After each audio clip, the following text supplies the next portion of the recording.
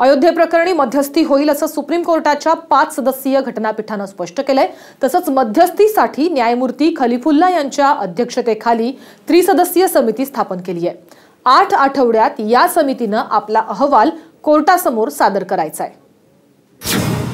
मध्यस्थीसाठी त्रिसदस्यीय समितीची स्थापना।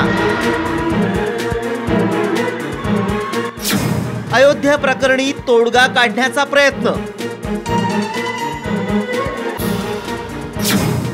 समितीत श्री श्री रविशंकर यांचा समावेश। अयोध्या प्रकरणी तोडगा काढण्यासाठी मध्यस्थांच्या नियुक्तीची घोषणा करत सर्वोच्च न्यायालयानं मध्यस्थीसाठी त्रिसदस्यीय समितीची स्थापना केली आहे। या समितीला अयोध्येच्या प्रश्नी तोडगा काढण्यासाठी सर्वाधिकार देण्यात आले असून 8 आठवड्यात त्यांना आपला अहवाल सादर करावा लागेल।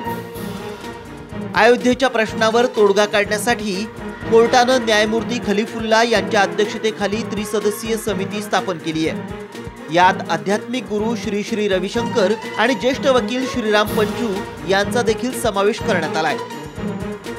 देखिए, सुप्रीम कोर्ट ने क्लियर तौर से ये मैटर मीडिएशन को भेजा है। जस्टिस खलीफुल्ला जो सुप्रीम कोर्ट के रिटायर्ड जज हैं वो मीडिएशन के चेयरमैन रहेंगे। श्री श्री रविशंकर जो एक सामाजिक कार्यकर्ता हैं वो इस मैटर में मीडिएशन रहेंगे और जस्टिस पंचू इस मैटर में मीडिएशन रहेंगे।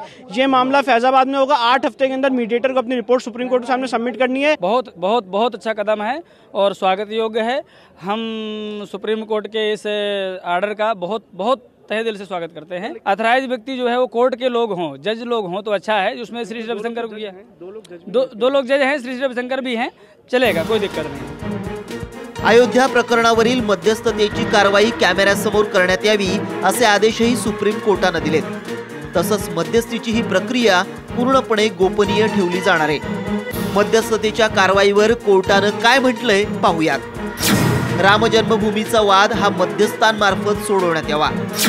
मध्यस्थीची संपूर्ण प्रक्रिया अयोध्येत पार पडेल। मध्यस्थीच्या प्रक्रियेचं कोणतंही मीडिया रिपोर्टिंग होणार नाही। 8 आठवड्यात मध्यस्थांना कोर्टात आपला अहवाल सादर करावा लागेल। सुप्रीम कोर्टानं मध्यस्थांना काही अधिकार देऊ केलेत। तसंच या समितीत आणखी मध्यस्थांचाही समावेश होऊ शकतो। मध्यस्थ आपल्या गरजेनुसार कायदेशीर मदत घेऊ शकतात। यामुळे आता अयोध्येचा तिढा सोडवण्यासाठी ही त्रिसदस्यीय समिती नेमकं काय पावलं उचलते हे पाहणं आता महत्त्वाचं ठरणार आहे। शिवाजी शिंदे, साम टीव्ही।